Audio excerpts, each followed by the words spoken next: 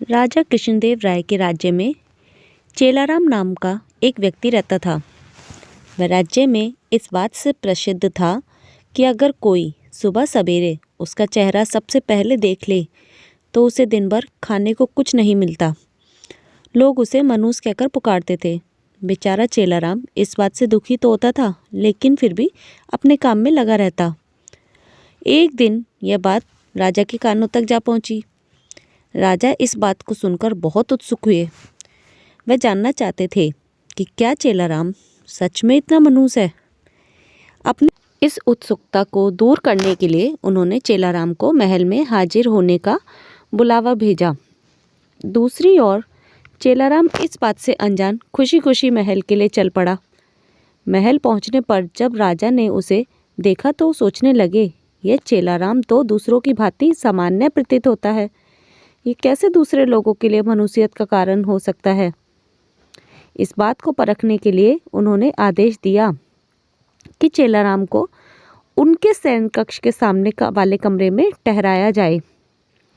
आदेशानुसार चेलाराम को राजा के कमरे के सामने वाले कमरे में ठहरा गया। महल के नरम बिस्तर, स्वादिष्ट खानपान व राजसी ठाट बाट को देखकर चेलाराम बहुत खुश हुआ। उसने भरपेट खाना खाया और रात को जल्दी सो गया। अगली सुबह जल्द ही उसकी आंख खुल गई, लेकिन वह बिस्तर पर ही बैठा रहा। इतने में राजा कृष्णदेव उसे देखने के लिए कमरे में आए। उन्होंने चेलाराम को देखा और फिर अपने हर रोज के जरूरी काम करने के लिए चले गए। उस दिन संयोगवश ही राजा को सभा के लिए जल्दी जाना पड़ा, इसलिए उन्होंने सुबह का नाश्ता नहीं किया।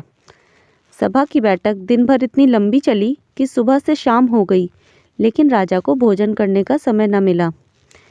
थके हारे भूखे राजा शाम को भोजन के लिए बैठे ही थे कि परोसे हुए खाने में मक्खी पड़ी देखकर उन्हें बहुत गुस्सा आया व उन्होंने भोजन ना करने का निर्णय किया।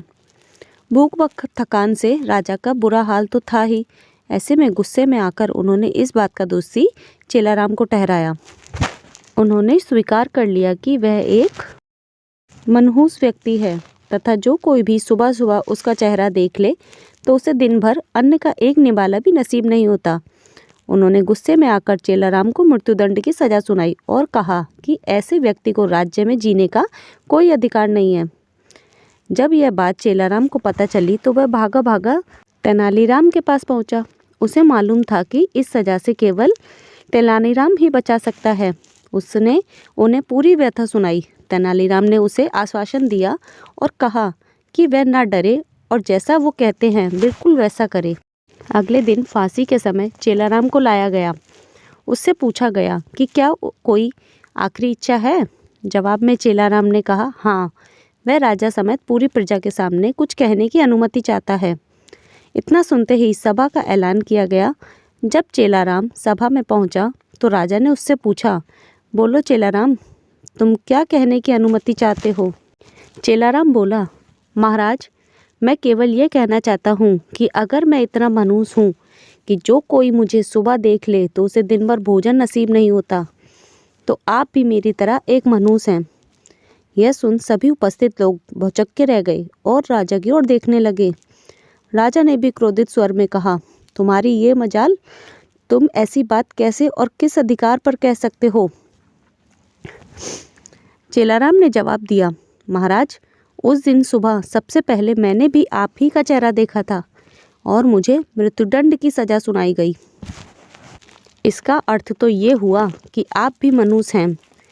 जो कोई सुबह सबसे पहले आपका चेहरा देख ले तो उसे मृत्युदंड मिलना तय है। चेलाराम की यह बात सुनकर महाराज का गुस्सा शांत हुआ और उन्हें यह एहसास हुआ कि चेलाराम निर्दोष है। उन्होंने शीघ्र ही उसे रिहा करने का आदेश दिया और उससे माफ़ी मांगी। उन्होंने चेलाराम से पूछा कि उसे ऐसा जवाब कहने के लिए किसने कहा था। चेलाराम ने जवाब दिया, तेनालीराम के अलावा कोई और मुझे इस मृत्युदंड से नहीं बचा सकता था, इसलिए मैंने उनके समक्ष जाकर अपने प्राणों की गुहार लगाई थी। यह सुनकर महाराज अत्यंत प्रसन्न हुए और उन्होंने तेनालीराम की खूब प्रशंसा की। उनकी बुद्धिमानी को देख महाराज ने उन्हें रत्न जड़ित सोने का हार इनाम स्वरूप दिया।